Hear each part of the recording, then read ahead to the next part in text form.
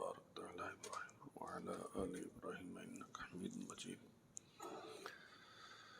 اللهم رب هذه الدعوة التامة والصلاة القائمة محمد الوسيلة والفضيلة مقام محمود الذي وعدته. أشهد أن لا إله إلا الله وحده لا شريك له وأشهد أن محمدا عبده ورسوله.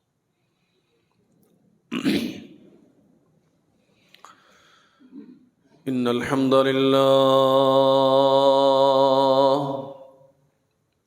لله نحمده ونستعينه ونستغفره ونعوذ بالله من شرور أنفسنا ومن سيئات أعمالنا.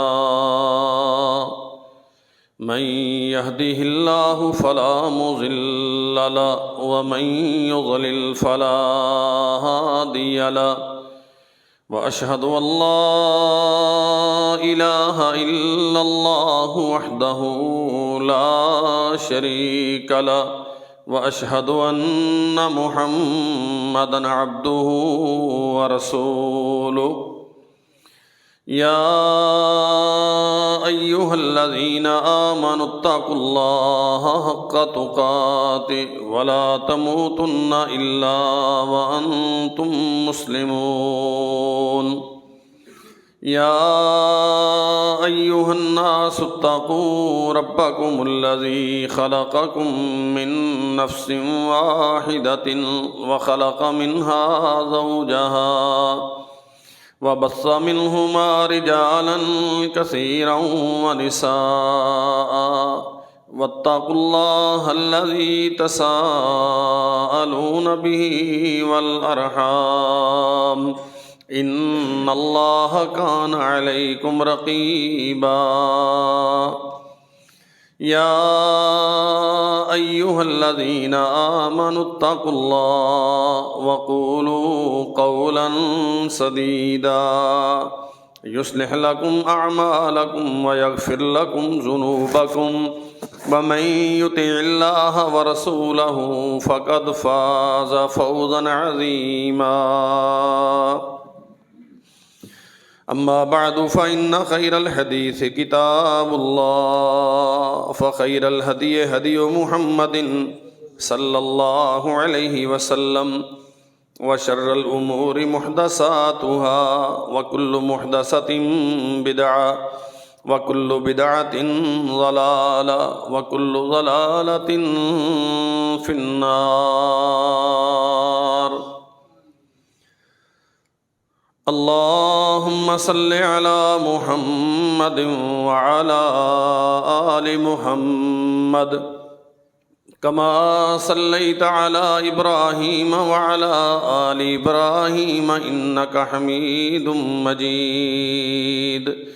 اللهم بارك على محمد وعلى آل محمد كما باركت على إبراهيم وعلى آل إبراهيم إنك حميد مجيد.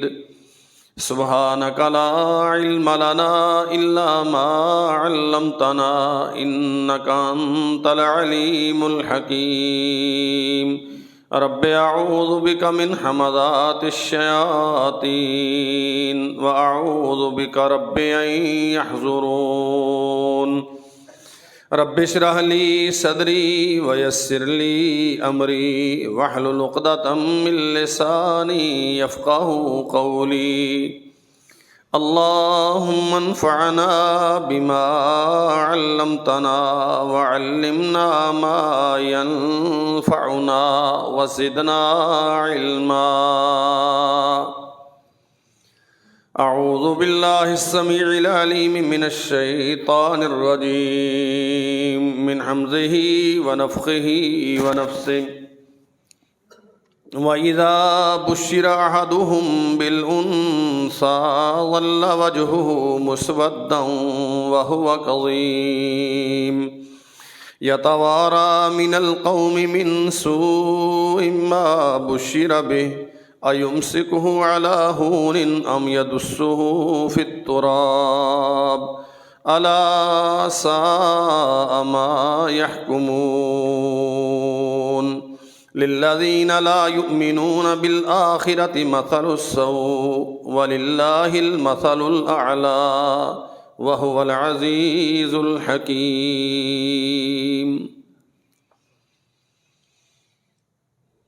حمد و ثنا اللہ احکم الحاکمین کے لیے، درود و سلام سید الانبیاء جناب محمد رسول اللہ صلی اللہ علیہ وسلم کی ذات گرامی پر۔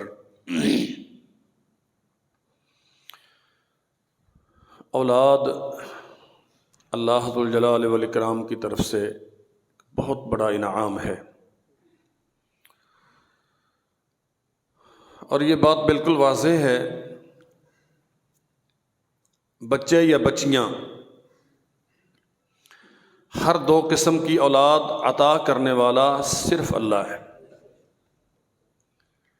انسان ایک جائز دائرے میں رہ کر کوشش کر سکتا ہے، میڈیکلی کوئی مسئلہ ہے آپ علاج کروا سکتے ہیں، دعا لے سکتے ہیں، دعا خود کر سکتے ہیں، کسی سے کروا بھی سکتے ہیں۔ یہ تدبیریں ہیں جو اللہ ذو الجلال والاکرام نے انسان کے لیے ممکن قرار دی ہیں، لیکن یہ بات بہت اچھی طرح سمجھ لیں، اولاد کا تخلیق ہونا یہ کسی انسان کے اختیار اور بس کی بات نہیں ہے۔ چاہے تو دے دے، نہ چاہے تو نہ دے۔ دنیا میں کسی ڈاکٹر، طبیب، تعویذ فروش اور پیر فقیر کے پاس یہ طاقت اور قوت نہیں ہے کہ اللہ ذو الجلال والاکرام جسے محروم رکھنا چاہے وہ اسے عطا کر دے۔ ہمارے ہاں بالعموم بیٹیوں کی ولادت کو ناپسند سمجھا جاتا ہے، اور محض اتنا ہی نہیں بلکہ بسا اوقات جہالت اس قدر شدت اختیار کر جاتی ہے، توہم پرستی، تقدیر پہ اعتماد کا نہ ہونا، اللہ ذو الجلال والاکرام کے فیصلوں پہ راضی نہ ہونا اس قدر شدید تر ہوتا ہے کہ گھر ٹوٹ جاتے ہیں، طلاقیں ہو جاتی ہیں۔ اس خاتون کو تو صرف بچیاں پیدا ہوتی ہیں، بچہ کیوں نہیں ہوتا؟ یہ مسئلہ سمجھ لیجئے، میڈیکل سائنس اس پہ بہت کچھ آج کل ریسرچ کر رہی ہے، تحقیقات سامنے آ رہی ہیں۔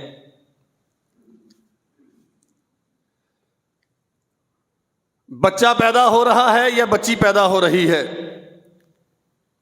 اس میں کسی کا کوئی قصور نہیں ہے، یہ اللہ ذو الجلال والاکرام کا اختیار ہے۔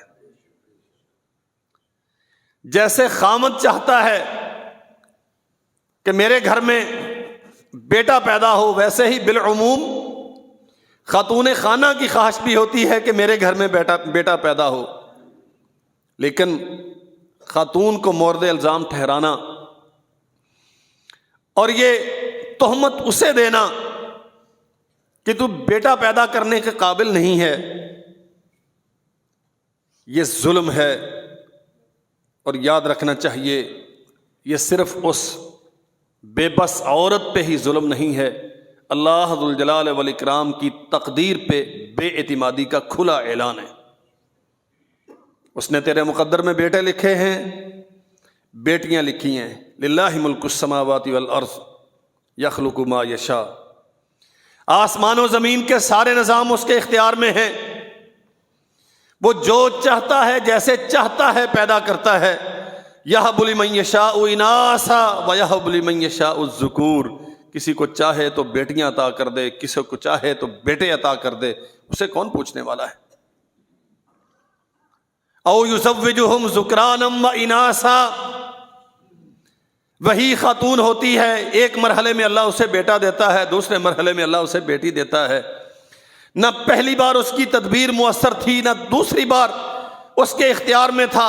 یہ آسمان سے فیصلے ہوتے ہیں، اللہ کسے کیا دے گا، دے گا کہ نہیں دے گا، دے گا کتنی دیر تک اس کی نگاہوں کے سامنے وہ زندہ رہیں گے، دے گا تو واپس لے لے گا، یہ سارے فیصلے اس کے ہیں۔ کسی انسان کے کسی تدبیر کو اس میں کوئی عمل دخل نہیں۔ البتہ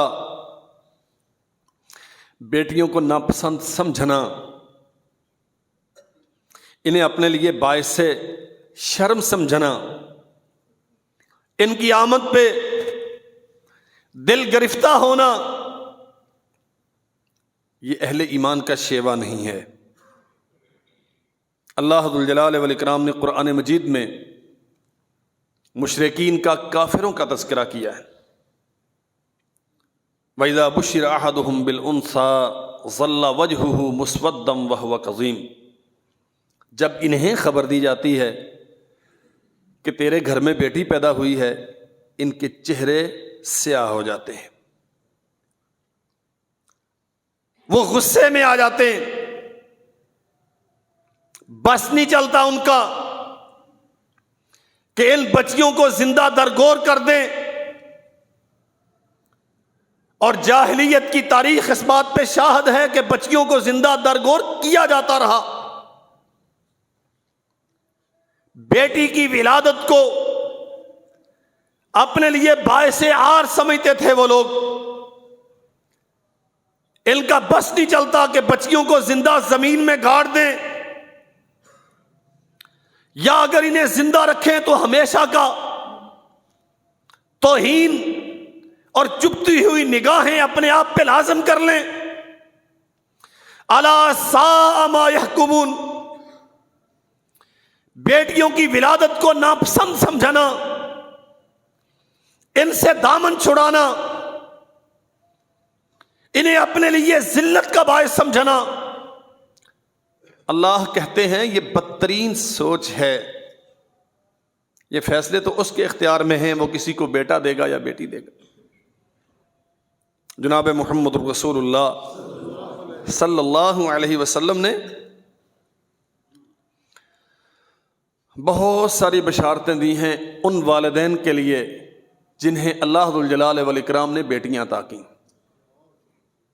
کوئی شک نہیں ہے، بچیوں کی پرورش، ان کی تربیت، ان کی کفالت بالعموم بنسبت بچوں کے مشکل ہوتی ہے، لیکن ان مشکلات کے نتیجے میں جو شاندار وعدے محمد الرسول اللہ صلی اللہ علیہ وسلم نے کیے ہیں، واللہ ہے مومن آدمی سنتا ہے تو اس کا دل اطمینان سے بھر جاتا ہے۔ سرور کونین جناب محمد الرسول اللہ صلی اللہ علیہ وسلم نے فرمایا، من کان لہ ثلاث بنات، جسے اللہ ذو الجلال والاکرام 3 بیٹیاں عطا کرے، فصبر علیہن، اور وہ بندہ اللہ کی رضا پہ راضی رہے، بیٹا نہیں ہے یا ہے 3 بیٹیاں ہیں، بادیوں نظر میں انسان سوچتا ہے بیٹا ہوتا تو میرے ساتھ کاروبار میں شریک ہوتا، کمائی کا ذریعہ بنتا، عورتوں کے لیے سہارا بنتا، میرے ساتھ میرا دست و بازو بنتا۔ یہ بچیاں آ گئی ہیں جنہیں گھر کی 4 دیواری میں رکھنا ہے، ان کی پرورش، ان کی کفالت، ان کی تعلیم، پھر ان کے اگلے گھروں کو بسانے کی تدبیریں، پھر تادم واپسی زندگی بھر ان کے معاملات کی نگہداشت، یہ میرے لیے بہت مشکل ہے۔ سرور کونین فرماتے ہیں، من کان لہ ثلاث بنات فصبر علیہن، جو اللہ کی رضا پہ راضی رہا، بیٹا پیدا ہوتا ہے پھر بھی الحمدللہ پڑھتا ہے، بیٹی پیدا ہوتی ہے پھر بھی الحمدللہ پڑھتا ہے، حرف شکایت زبان پہ نہیں آتا، اللہ ذو الجلال والاکرام کا شکوہ نہیں کرتا، میڈیکلی تدبیریں کرتا ہے، دعائیں کرتا ہے، جو مسنون ذرائع ہیں انہیں اختیار کرتا ہے، لیکن بیٹیوں کو ناپسند جانتے ہوئے بچے کی طلب میں درباروں پہ جا کے جبین نیاز نہیں جھکاتا، کشکولے گدائی لے کے غیر اللہ کے سامنے جا کے اپنا ایمان نیلام نہیں کرتا، اپنی بہو بیٹیوں کو یا اپنی بیوی کو آستانوں پہ راتیں گزارنے کے لیے چھوڑ کے اپنی عزتوں پہ بٹا نہیں لگاتا، فَصَبَرَ عَلَيْهِنَّ، وہ اللہ کی تقسیم پہ راضی ہے۔ فرمایا محمد کریم صلی اللہ علیہ وسلم نے وَأَطْعَمَهُنَّ وَسَقَاهُنَّ وَكَسَاهُنَّ مِنْ جِدَتِهِ، اپنی طاقت کے مطابق انہیں ویسے ہی پرورش کرتا ہے، ان کی کفالت کرتا ہے جیسے بچوں کی کرتا ہے، ان کے لیے تعلیم کا انتظام کرتا ہے، ان کے لیے رہنے سہنے کا انتظام کرتا ہے، اچھا لباس کھانا انہیں دیتا ہے، بیٹوں کی بجائے بیٹیوں کو کمتر نہیں سمجھتا۔ سمجھ لو اچھی طرح یہ بات۔ اللہ ذوالجلال والاکرام سب کو نیک اولادیں عطا کرے۔ ہمارے ہاں ہوتا یہ ہے، بچہ ہے چونکہ یہ مرد ہے اس لیے اسے حق ہے، جو مانگے گا اسے دیا جائے گا، جو اس کا مطالبہ ہوگا پورا کیا جائے گا، اور بیٹی ہے تو کوئی مسئلہ نہیں۔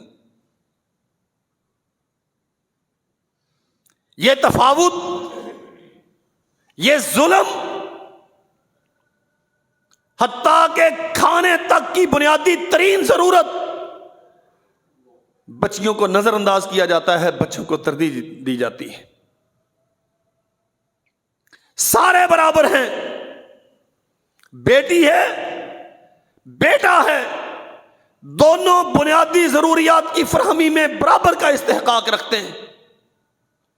فَصَبَرَ عَلَيْهِنَّ وَأَطْعَمَهُنَّ، اپنی طاقت کے مطابق انہیں کھانا دیتا ہے، سَقَاهُنَّ کَسَاهُنَّ، ان کی ضروریات زندگی انہیں فراہم کرتا ہے جو اس کی طاقت میں ہے، بچیوں کی وجہ سے اسے نظر انداز نہیں کرتا۔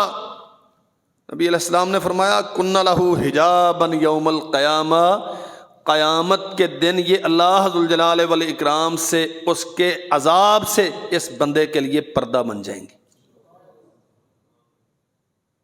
ہاں مشکل ہے، کوئی شک نہیں، یہ نازک آبگینیں، یہ بیٹیاں،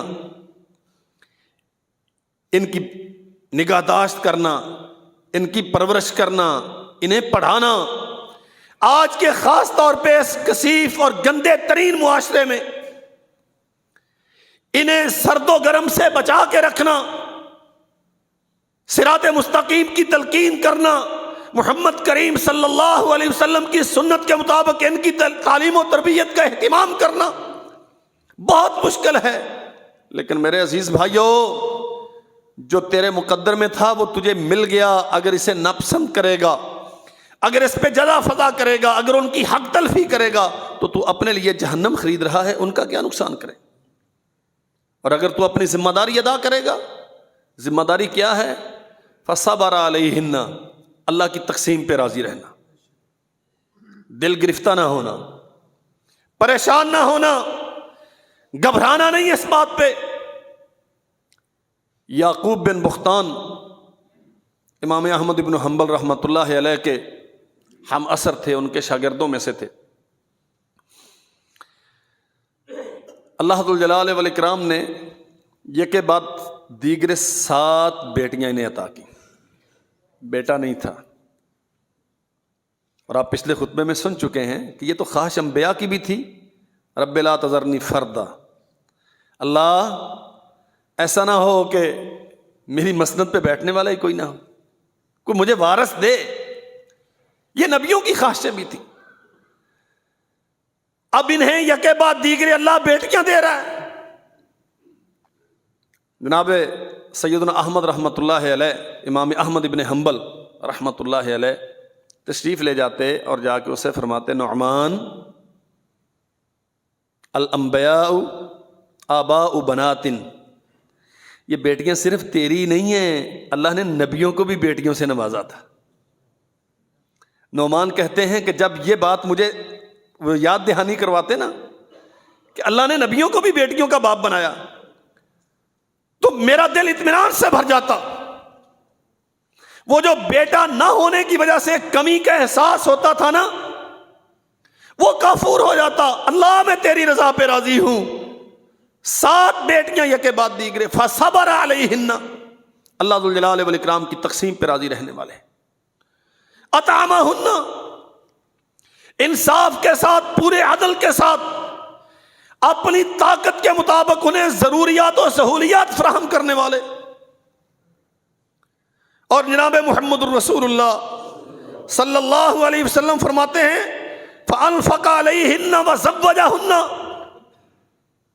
ان پہ باقاعدہ انویسٹمنٹ کرتا ہے، انہیں اچھی تعلیم دیتا ہے۔ بیٹا تو ایچ ایس این میں پڑھنے کے لیے چلا گیا، اس کے لیے وسائل تھے، اور بیٹی کو گلی محلے کے مدرسے تک چھوڑنے کی فرصت نہیں، بیٹیوں کو نہیں پڑھایا جاتا۔ تعلیم سے مراد وہ نہیں ہے جو آج کل بازاروں میں بک رہی ہے، وہ ہمارا موضوع کبھی رہا ہی نہیں۔ فَأَنفَقَ عَلَيْهِنْ، انصاف کے ذمہ دار ہیں آپ۔ بیٹے کو جوتا لے کے دیا 4000 کا اس کی ڈیمانڈ کے مطابق، اور بیٹیاں 4 تھیں، سب کو 2000 میں نپٹا دیا۔ تجھے اللہ کے ہاں جا کے ان نعمتوں کا اور ان تقسیموں کے بارے میں حساب و کتاب دینا ہے۔ فَأَنفَقَ عَلَيْهِنَّ وَزَوَّجَهُنَّ، تربیت کرو ان کی، خرچ کرو ان پہ، انہیں اپنے لیے توشہ آخرت بناؤ، اس یقین کے ساتھ ان کی تعلیم و تربیت کا انتظام کرو کہ یہ قیامت کے دن ہمیں جہنم کی آگ سے بچانے کا سبب بنے گی۔ وَزَوَّجَهُنَّ، اور ان کی شادیاں کرتے ہیں۔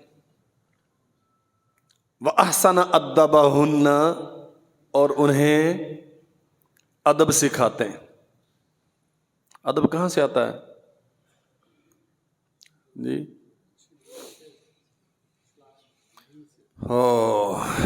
جو باپ کو ڈیڈی کہلواتے ہیں، جو امی جان کو موم کہلواتے ہیں، وہ ادب سکھاتے ہیں،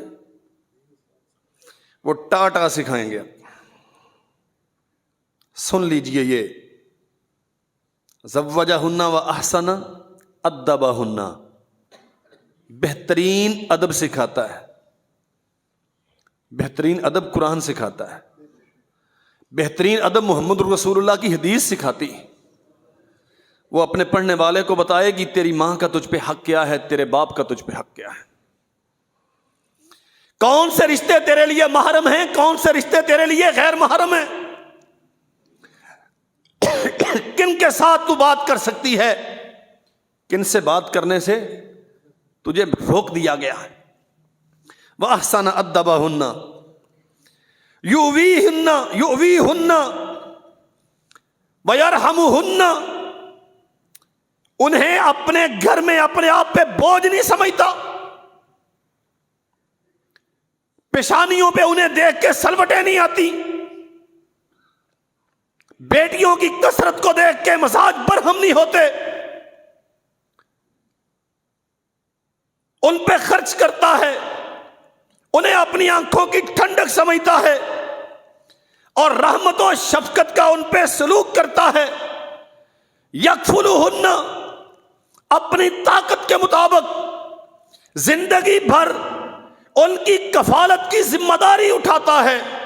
فرمایا سرور کونین جناب محمد الرسول اللہ صلی اللہ علیہ وسلم نے، من ابتلی من البنات بشیء فاحسن الیہن کن لہ سترا من النار، اللہ نے جسے 1 2 3 بیٹیاں عطا کر دی یا اس سے زائد ہوئی، اچھے انداز سے ان کی کفالت کی، بہترین تعلیم سے آراستہ کیا، اچھا دینی بااخلاق رشتہ دیکھ کے ان کی شادیاں کی، اور باپ ہونے کی ذمہ داری سمجھ کے اس کے سر پہ دست شفقت رکھا رہا، کُنَّ لَهُ سِتْرًا مِّنَ النَّارِ، اللہ قیامت کے دن ان بیٹیوں کو جہنم سے آزادی کا سبب بنا دے گا۔ جناب محمد رسول اللہ صلی اللہ علیہ وسلم نے جب یہ فرمایا نا 3 بیٹیاں ہوں، صحابہ کرام نے سوال کیا اللہ کے رسول وسنتان، اگر 3 نہ ہوں کسی کی 2 ہی ہوں تو کیا وہ بھی اس کے لیے جہنم سے ڈھال ہے؟ فرمایا ہاں، اب اسنتان، 2 کو اچھے انداز سے اللہ کی نعمت سمجھ کے اس نے قبول کر لیا اور رحمت کا ہاتھ ان کے سر پہ رکھ کے اچھے انداز سے ان کی تعلیم و تربیت کا انتظام کیا تو یہ 2 بھی جہنم کی آگ سے اس کے لیے ڈھال بن۔ اور سوال کیا گیا یا رسول اللہ ہے او واحدتن، اللہ کے نبی اگر ایک ہو؟ فرمایا او واحدتن، ہاں امتیو، اگر اللہ نے ایک دی ہے لیکن اسے بوجھ نہیں سمجھا، اللہ کی نعمت سمجھا، اسے اللہ کی نعمت سمجھا، تو اللہ اس ایک کی تعلیم و تربیت کے اچھے انتظام کے نتیجے میں تمہیں جہنم سے آزاد کر کے جنت میں داخل کر۔ بیٹے بہت فائدے دیتے ہیں دنیا میں، نام کو زندہ رکھنے کا باعث بنتے ہیں، پگڑیاں سنبھالتے ہیں، سیاسی میراث کے وارث ہوتے ہیں، چلتے ہوئے کاروبار انہیں سنبھالنے کے لیے تیار ہوتے ہیں، جو کچھ باپ کرتا ہے اس کی گدی پہ بیٹھنے کے لیے تیار ہیں، لیکن یہ والی فضیلتیں نامینیٹ کر کے باقاعدہ تعین کے ساتھ کہ بیٹے تیرے لیے جہنم کی آگ سے نجات کا باعث بن جائیں، جو فضیلتیں اللہ نے بیٹیوں کو عطا کی ہیں وہ بیٹوں کے نہیں ہیں۔ اور جناب محمد رسول اللہ صلی اللہ علیہ وسلم نے فرمایا لا تکرہوا اپنی بیٹیوں کو، لا تکرہوا البنات فإنہن المونسات الغالیات، بیٹیاں پیدا ہوتی ہیں تو انہیں ناپسند نہ کیا کرو، فإنہن المونسات، اللہ نے بنسبت بیٹوں کے ان کے دلوں میں انس زیادہ رکھا ہوتا ہے، اولاد والے سمجھتے ہیں یہ باریکیاں۔ فإنہن المونسات، نبی کریم صلی اللہ علیہ وسلم فرماتے ہیں بیٹیوں کو ناپسند مت کرو کہ یہ زیادہ محبت کرنے والی الغالیات، عقیدت و احترام کے زیادہ گہرے والدین سے رشتے رکھنے والی ہوتی ہیں۔ واللہ تعجب ہوتا ہے، بیٹا گالیاں دے تو بیٹا ہے اور بیٹی کوئی ضرورت کی چیز مانگ لے تو وہ بری، بیٹا زمانے بھر کی آوارہ گردی کرے تو چونکہ وہ گدی نشین ہے اس لیے وہ قبول ہے، اور بیٹی جائز حقت مطالبہ کرے تو اس لیے اس سے بائیکاٹ کر دیا جاتا ہے کہ یہ وراثت سے حصہ مانگتی۔ لا تکرہوا البنات فإنہن المونسات، ان سے محبت، عقیدت و احترام، والدین کے ساتھ مودت کے جو جذبات اللہ نے بیٹیوں کے دلوں میں رکھے، بالعموم بیٹے اس سے محروم ہوتے ہیں۔ سیدنا عبداللہ ابن مسعود رضی اللہ عنہ بیان کرتے ہیں، صحیح البخاری میں ہے، سرور کونین صلی اللہ علیہ وسلم بیت اللہ کے پڑوس میں مسجد الحرام میں نماز میں تھے اور مشرکین سردار بیٹھے ہوئے تھے۔ ابو جہل نے کہا فلاں محلے میں فلاں قبیلے نے جانور ذبح کیا ہے، اونٹ، اس کی گندگی، اس کی اوجڑی محمد رسول اللہ صلی اللہ علیہ وسلم کے سر پہ لا کے کون پھینکے گا؟ بدبختی جس کے مقدر میں لکھ دی جائے۔ عقبہ بن ابی معیط اٹھا، وہ اوجڑی اٹھا لایا، ہادی کائنات سر مسجود تھے تو اس ظالم نے آپ کے سر پہ رکھ دی۔ عبداللہ ابن مسعود کہتے ہیں کہ تکلیف بڑی تھی مجھے، لیکن میں کچھ کرنے کے قابل نہ تھا۔ ان چودھریوں سے ٹکرانا، ان کے اس عمل کا رد کرنا اور محمد الرسول اللہ کو اس گندگی سے نکالنا، ابن مسعود کہتے ہیں میرے بس میں نہیں تھا۔ وَرَسُولُ اللَّهِ سَاجِدٌ لَا يَرْفَعُ رَأْسَهُ، اللہ کے نبی سر بسجود ہیں کہ گندگی آپ کے سر اقدس پہ پھینک دی گئی۔ حتیٰ جَاءَتْهُ فاطمہ بنت رسول اللہ ہے، حتیٰ کہ سید الکونین کی لخت جگر فاطمہ آئی، فَطَرَحَتْ عَنْ ظَهْرِهِ، اور بی بی اپنے ہاتھوں سے اپنے باپ کی کمر سے گندگی ہٹا رہی ہیں۔ واللہ ہمیں سمجھ نہیں آتی، لا تکرہ البنات، چودھریوں اپنی میراث اور وراثت کے سنبھالنے کے چکر میں بیٹیوں کو ان کے جائز حقوق سے محروم نہ کرو، کہ بیٹوں پہ لاکھوں ماہانہ خرچ ہوتا ہے، بچی کو بنیادی تعلیم سے بھی محروم رکھا، بیٹے کی ہر ڈیمانڈ پوری کی، بیٹی کی بنیادی ضرورتیں بھی فراہم نہ کر سکے۔ بیٹا بہت مہنگے سکولوں، کالجوں، یونیورسٹی میں گیا، بیٹی کو ایک محلہ چھوڑ کے کسی معلمہ کے پاس تفسیر قرآن کے لیے نہ بھیج سکے،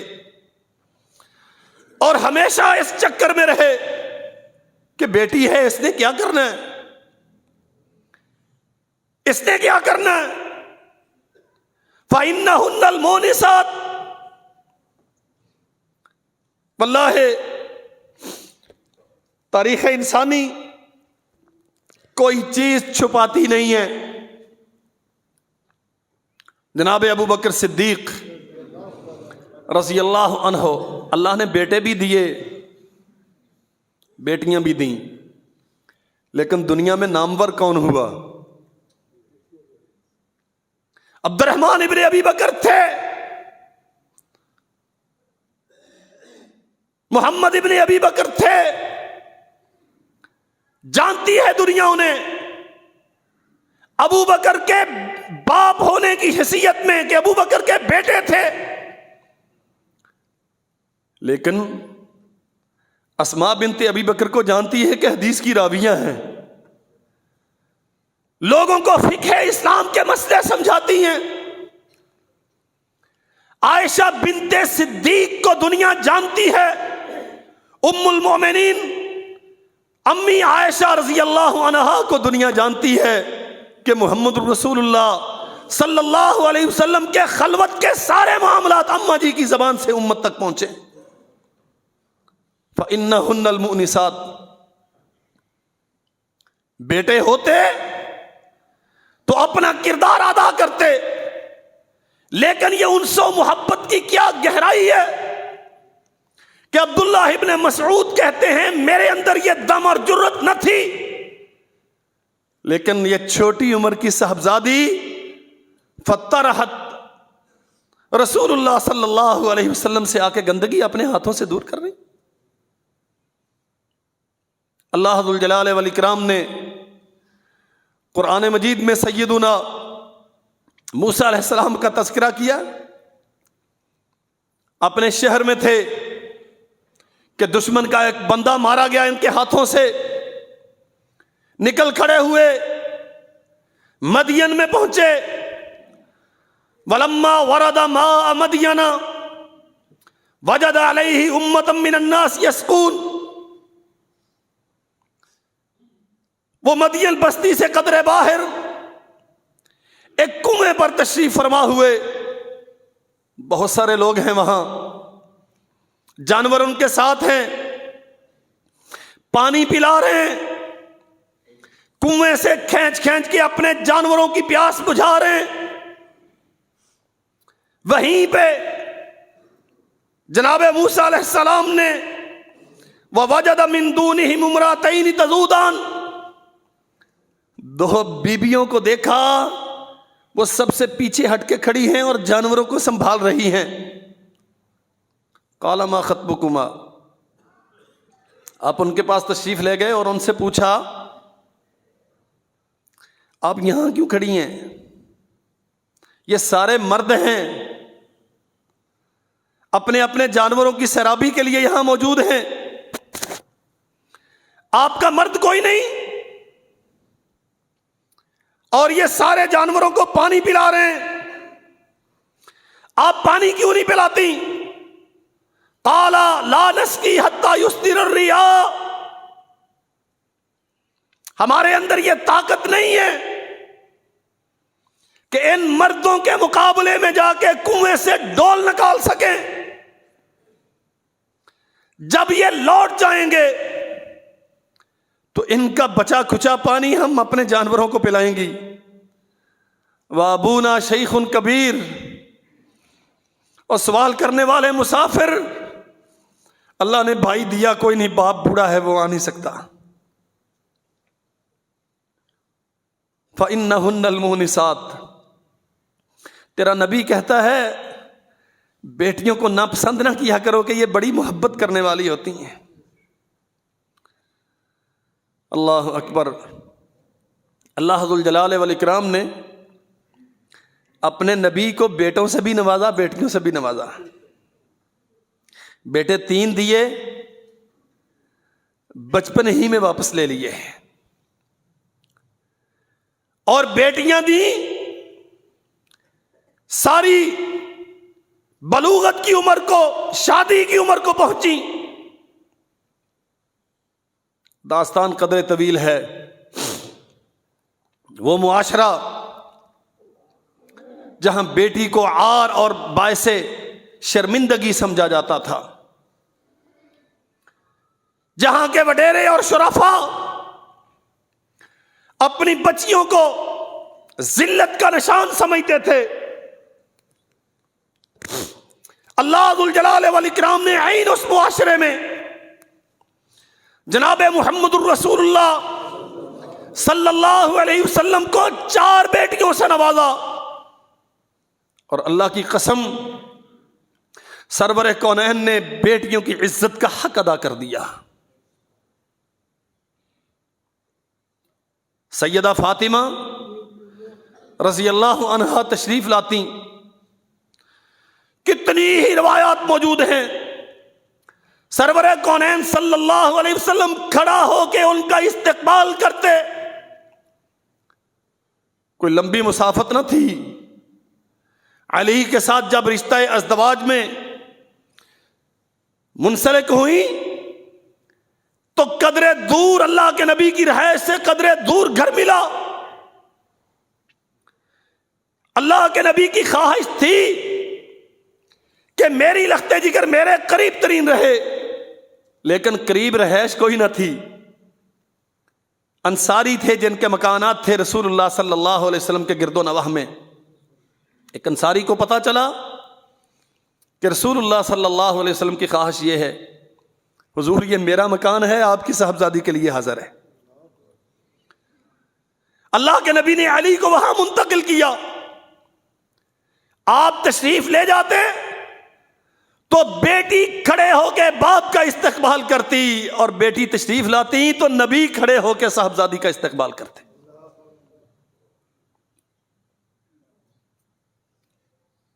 آر سمجھنا بیٹی کو، کبھی اس سے ہمدردانہ جملہ نہیں بولنا۔ اس کے دل کی کیفیت کیا ہے، وہ کتنے کرب اور اذیت میں ہے، کبھی اسے اعتماد نہیں دینا۔ نئے گھر میں بیا کے اسے بھیج دیا، وہ کس قدر مصیبت کی زندگی بسر کرتی ہے۔ ہمارے یہ تکلفات،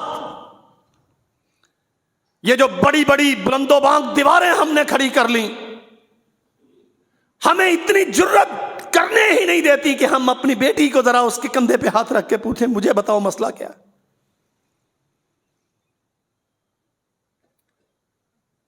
جناب محمد رسول اللہ صلی اللہ علیہ وسلم ایک ہی چادر ہے، فاطمہ آئیں اسی چادر میں لے لیا، علی آئے اسی چادر میں لے لیا، حسن و حسین آئے اسی چادر میں لے لیا۔ آسمان کے مالک سن، یہ میرے گھر والے ہیں، میں ان سے راضی ہوں، تو بھی ان سے راضی ہو جا۔ بدر کا معرکہ، اللہ ذوالجلال والاکرام نے اسلام کو فتح عطا فرما دی، 70 مارے گئے اور بہت سارے قیدی بنا لیے گئے۔ ان قیدیوں میں ایک قیدی ابو العاص ابن الربیع بھی ہے، رسول اللہ کے داماد ہے کافر، کلمہ کفر کے سر بلندی کے لیے، محمد الرسول اللہ کی دشمنی کے لیے میدان میں آیا، داماد ہے۔ فیصلہ ہو گیا، ان کے ورثاء کو اطلاع کر دو، زر فدیہ دو گے تو قیدیوں کو چھوڑیں گے۔ جتنے قیدی تھے سب کے گھر والے فدیے بھجوا رہے ہیں، رسول اللہ کے داماد کے لیے بھی فدیہ آیا۔ نبی کریم صلی اللہ علیہ وسلم نے دیکھا، فلما رآہا رسول اللہ رق لہا رقۃ شدیدہ، وہ ہار جو سیدہ خدیجہ اپنے گلے میں پہنا کرتی تھیں اور نکاح کے وقت سیدہ زینب کو تحفتاً دیا تھا، صاحبزادی ہیں، اور میرے بھائیوں اور میری بہنوں مسئلہ سمجھو، یہ رسول اللہ کی بیٹی ہے، کائنات میں اس سے افضل اور باپ کوئی نہیں ہے، اور اللہ کی قسم بیٹیوں میں بھی ان بیٹیوں سے افضل اور کائنات میں کسی کی بیٹی نہیں ہے۔ ابھی کافر اور مسلم میاں بیوی میں علیحدگی کے احکام نہیں آئے، اللہ کے نبی مدینہ میں ہیں، بدر جیت چکے ہیں، ابو العاص ابن الربیع رسول اللہ کے داماد اللہ کے نبی کی قید میں ہیں۔ وہ ایک ہار جو ماں نے تحفہ دیا تھا اپنے خامند کی رہائی کے لیے رسول اللہ کی خدمت میں بھیجا۔ فلما رآہا، جب اللہ کے نبی نے وہ ہار دیکھا، رق لہا رقۃ شدیدہ، بے اختیار ہو کے رو دیے، نگاہوں سے آنسو بہ نکلے۔ امتیو، آج نبی کی بیٹی اپنے خامد کی رہائی کے لیے اپنی ماں کا دیا ہوا ہار زر فدیہ کے طور پہ بھیج رہی ہے۔ اگر تم کہو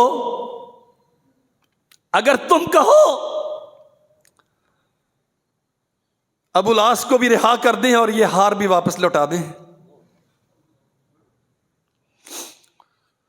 حق و باطل کا معرکہ ہے، کفر و اسلام کی جنگ ہے۔ اللہ کی قسم، ان نفیس اور مقدس نفوس کی عظمت کے کیا کہنے، باپ کے دین پہ ہے لیکن خامد سے باوفا بھی ہے۔ معلوم تھا نا سیدہ کو کہ ابو العاص میرے باپ کے مقابلے میں جا رہا، دین باپ کا ہے سیدہ زینب کے دل میں، زبان پہ، عمل پہ، لیکن وفائیں خامد کے ساتھ بھی پوری ہیں۔ کیا لینے آئے تھے ابو العاص؟ مارنے ہی آئے تھے نا، گرانے ہی آئے تھے نا۔ میں اپنی بہنوں سے التماس کرتا ہوں، معمولی معمولی باتوں کو بنیاد بنا کے وہ جنگ و جدال کے مار کے کھڑے کر دینا. کتنا بڑا جواز ہے. تو میرے باپ کے مقابلے میں جا رہا ہے انہیں مارنے کے لیے. جب پیغام ملا بی بی آپ کے والد نے آپ کے خاوند کو قیدی بنا لیا ہے, زر فدیہ مانگتے ہیں. بیٹی ہونے کی حیثیت میں باپ کو بلیک میل نہیں کیا, ہار بھیجا ہے. اللہ کے نبی فرماتے ہیں امتیو اگر تم مانو ابو العاص کو بھی واپس لوٹا دیں, ہار بھی واپس لوٹا دیں. حضور اگر آپ اس بات سے راضی ہیں تو امت کو کیا اعتراض ہے. ابو العاص یہ میری بیٹی کا ہار ہے, اسے جا کے دے دینا, لیکن ایک وعدہ کرو کہ بیٹی کو اب میرے پاس پہنچا دو گے. وعدہ کر کے گیا ہے. داستان لمبی ہے, چلا گیا. طے شدہ پروگرام کے مطابق اللہ نے زید ابن حارثہ کو, اللہ کے نبی نے زید ابن حارثہ اور ایک انصاری کو بھیجا, جاؤ فلاں جگہ تک ابو العاص پہنچا دے گا, وہاں سے میری بیٹی کو لے آؤ. کنانہ ابن الربی ابو العاص کا بھائی حسب وعدہ سیدہ کو لے کے روانہ ہوا. اہل مکہ کو خبر ہوئی تو آ گئے, حملہ کیا رسول کریم صلی اللہ علیہ وسلم کی صاحبزادی پر. کائنات کے لوگوں, اللہ کی قسم ان جیسی اچھی بیٹیاں کسی کی نہیں اور نبی جیسا اچھا باپ کسی کا نہیں, لیکن دین تو قربانیاں مانگتا ہے. اللہ کی رضا میں تو آزمائشیں ہوتی ہیں. حبار ابن الاسود نیزہ مارا, سیدہ سواری سے گری, خون جاری ہوا. حاملہ تھی, صدمہ جان کا تھا, حمل ضائع ہو گیا. آ گئیں, میں مختصر کرتا ہوں. جناب محمد رسول اللہ صلی اللہ علیہ وسلم کی خدمت میں شب و روز انتظار میں تھے. باپ تھے اور نبی تھے, دو جہانوں کے سردار, کائنات کے تاجدار, لیکن انسانیت کو سبق دیا ہے. آپ منصب نبوت پہ فائز ہیں, آپ تخت شاہی کے مالک ہیں, آپ علاقے کے بہت بڑے چودھری ہیں. اگر اللہ نے بیٹی کا باپ بنایا ہے تو یہ ذمہ داری بدرجہ اتم ادا کرنا تجھ پہ واجب ہے. امور نبوت کب غافل کر سکے؟ جہاد کے مارکے, سلطنت کے کام, امت کے مسالے, قوم کی تربیتیں کب غافل کر سکی رسول اللہ کو اپنی بیٹیوں سے؟ 450 کلومیٹر کی مسافت پہ بیٹی ہے. داماد سے کہا ہے جاؤ یہ ہار بھی لے جاؤ, آزادی کے پروانے بھی لے جاؤ, بس ایک شرط ہے کہ بیٹی کو میرے پاس پہنچا دینا. سیدہ تشریف لائیں, اللہ کے نبی تو منتظر ہیں, صبح و شام مکہ سے آنے والے راہ دیکھتے. بابا ظالموں نے یہ حال کر دیا کہ دل بھی زخم زخم ہے, جسم بھی لہو لہو ہے. اور میرے بھائیوں, ایک صبح نماز میں تھے, ایک آواز کان میں پہنچی, لوگوں میں رسول اللہ کی بیٹی زینب ہوں, میرا شوہر ابو العاص آیا ہے, میں اسے پناہ دیتی ہوں. اللہ کے نبی نے سلام پھیرا, اور فرمایا واللہ ابھی یہ بات سنی ہے، اس سے پہلے مجھے اس واقعے کی کوئی خبر نہیں کہ ماجرا کیا ہے۔ شام سے سامان تجارت لے کے آ رہے تھے ایک قافلے میں، مجاہدین نے شب خون مارا اور ان کافروں کا سامان بھی لوٹا، اسباب بھی ہتھیا لیے۔ ابو العاص رسول اللہ کی بیٹی کے پاس آیا، مدینے میں آیا چھپ کے، اور آ کے سیدہ کے دروازے تک پہنچا ہے اور کہہ سنایا کہ میرے ساتھ یہ ہوا۔ بیٹیوں کا مان کتنا ہوتا ہے، والدین کی ذمہ داری کیا ہے۔ اللہ کے نبی نے سلام پھیرا، فرمایا ابھی سنا ہے، اس سے پہلے تو مجھے کچھ معلوم نہیں۔ پتہ کروایا، ساری حقیقت کھل گئی۔ اللہ اکبر۔ مجاہدین کامیاب لوٹے، سامان سارا ان سے چھین لیا ہے۔ ابو العاص بہت سارے لوگوں کا سامان تجارت لے کے آ رہا تھا، وہ آ گیا ہے آپ کی بیٹی کے پاس۔ ابھی رشتہ موجود تھا، نکاح ختم نہیں ہوا تھا۔ رسول اللہ صلی اللہ علیہ وسلم نے اعلان کیا، رسول کی بیٹی نے جس کو پناہ دی ہے مسلمان سارے اسے پناہ دیتے ہیں، اور تشریف لے گئے بیٹی کے پاس۔ آپ نے پناہ دی، ہم نے مان لی، لیکن وہ کافر ہے، اب اس سے علیحدگی کا حق نہیں ہے آپ کو۔ بابا ابو العاص کہتا ہے کہ میں شرمندہ ہو جاؤں گا اپنے شہر میں جا کے، لوگ کہیں گے شاید ہمارا سامان یہ کھا گیا، لوگ کہیں گے یہ چونکہ رسول اللہ کا داماد تھا شاید اس نے بدعہدی کی۔ اللہ کے نبی نے صحابہ کرام کو اکٹھے کیا، بھائی سنو، مسئلہ یہ ہے، اگر تم چاہو تو ابو العاص کا سامان واپس کر دو۔ ابو العاص سامان لے کے مکہ میں پہنچا، ایک ایک سامان کے مالک کو بلایا، یہ تیرا بمائے پرافٹ، یہ تیرا اور یہ تیرا۔ جب سب کو دے چکے تو پوچھا ہاں جی سب کے اسباب مل گئے؟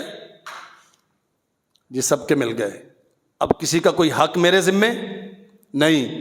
فرمایا سنو، ان سے زیادہ اچھا اور سچا کائنات میں کوئی آیا نہیں، تمہارے اسباب تمہیں دے دیے، میں اعلان کرتا ہوں کہ اللہ کی وحدانیت پر اور محمد رسول اللہ کی رسالت پہ میرا ایمان ہے۔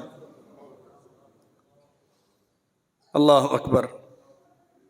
بیٹیوں سے محبت، آئے پھر مدینہ میں رہے، لیکن وہ صدمہ، وہ زخم جو مکہ سے نکلتے ہوئے بی بی کو لگا تھا، کچھ عرصہ ٹھیک بھی رہا، خون پھر جاری ہوا۔ صحیح البخاری میں یہ تفصیل موجود ہے۔ پیغام دیا گیا، اللہ کے نبی زینب آپ کو چھوڑ کے چل دیں، رقیہ پہلے فوت ہو چکی جب اللہ کے نبی معرکہ بدر میں مصروف تھے۔ سن 5 ہجری میں ام کلثوم بھی داغ مفارقت دے گئیں، اور صراحت کے ساتھ موجود ہے، بیٹی کی وفات کی خبر سنی تو اللہ کے نبی کی داڑھی آنسوؤں سے تر ہو گئی، اور آج زینب کی وفات کی خبر، فرمایا غسل دینے والیوں سے 3 بار یا 5 بار، اور ضرورت محسوس کرو تو اس سے بھی زائد بار طاق عدد میں میری بیٹی کو غسل دینا۔ بیری کے پتے شامل کر لو، آخر میں کافور بھی لگانا۔ اور غسالہ کہتی ہیں، غسل دینے والی کہتی ہیں،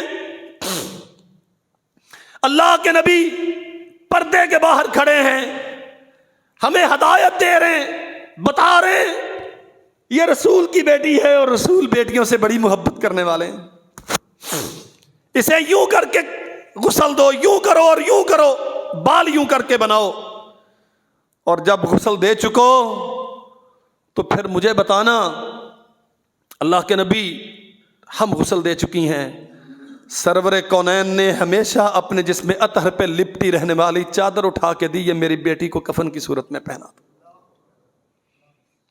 میرے بھائیوں، یہ ساری اللہ کی نعمتیں ہیں۔ وہ بیٹے دے دے تو اس کا احسان ہے، وہ بیٹیاں دے دو تو اس کا احسان ہے۔ میری آپ کی ذمہ داری احسن ادبہن، ان کی اچھی تربیت کا انتظام کرنا۔ اگر بیٹا صالح ہے اور جس صف میں تو نماز پڑھتا رہا تیرے جانے کے بعد تیری جگہ پہ کھڑا ہے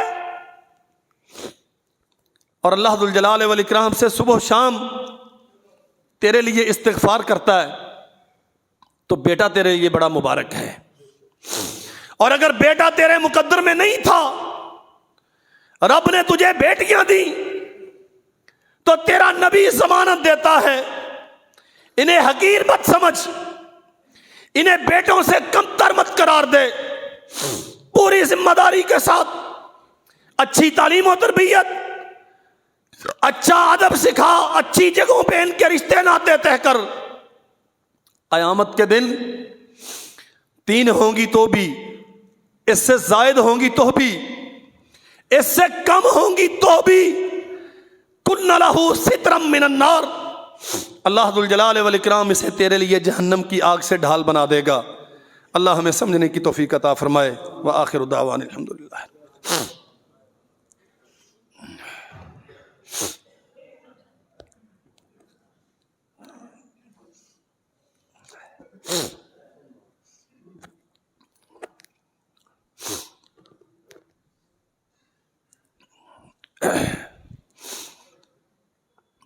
ان الحمد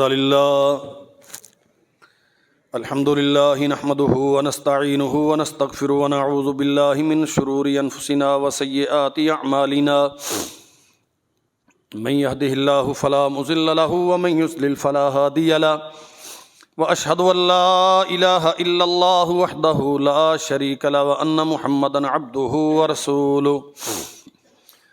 اللهم صل على محمد وعلى آل محمد كما تحب وترضى، اللهم اغفر لنا وللمؤمنين والمؤمنات والمسلمين والمسلمات الأحياء منهم والأموات ولإخواننا الذين سبقونا بالإيمان، ولا تجعل في قلوبنا غلا للذين آمنوا ربنا إنك رؤوف رحيم۔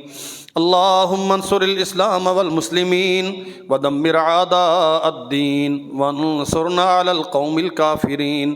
اللهم انصر من نصر دين محمد صلى الله عليه وسلم وجعلنا منهم، اللهم اخذل من عارض عن دين محمد صلى الله عليه وسلم ولا تجعلنا منهم، ربنا لا تجعلنا فتنة للقوم الظالمين ونجنا برحمتك من القوم الكافرين۔ سبحان ربك رب العزة عما يصفون وسلام على المرسلين والحمد لله رب العالمين۔